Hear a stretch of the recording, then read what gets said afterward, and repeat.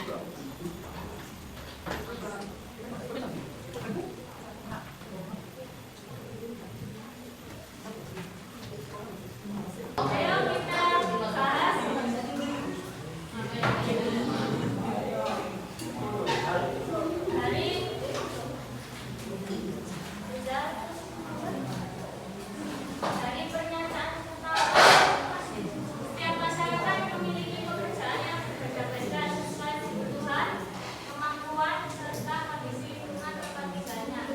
Tuliskan minimal 3 contoh aktivitas ekonomi yang dapat kamu pikirkan dari pernyataan tersebut. Apa saja?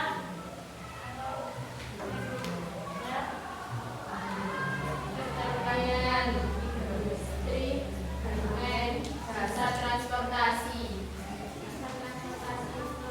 Ada lagi? Yang mau tambahkan?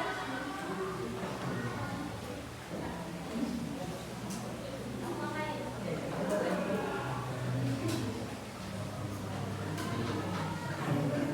Saya lihat tadi di lembar kerja kalian ada kebanyakan seperti seri pertanian, apa saja?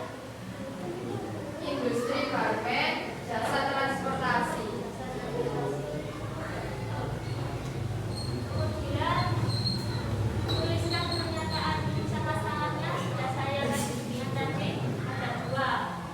Mengapa pekerjaan masyarakat itu berbeda-beda dan faktor apa yang mempengaruhinya, dan faktor apa yang menjadi penyebab masyarakat ini memiliki pekerjaan yang berbeda-beda. Kemudian yang C, dari informasi dari internet, dari informasi atau buku yang menunjukkan jenis-jenis aktivitas ekonomi yang kamu temukan dari 3 contoh ini tadi. Kemudian aktivitas ekonomi apa saja yang ada di rumah dan dari sini dikelompokkan. Misalnya petani tadi termasuk apa dari ketiga ini? Produksi. Terus distribusi tadi apa?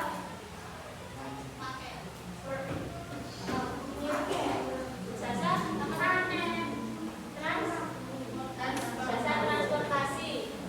Kemudian Cabut AC sudah 80%.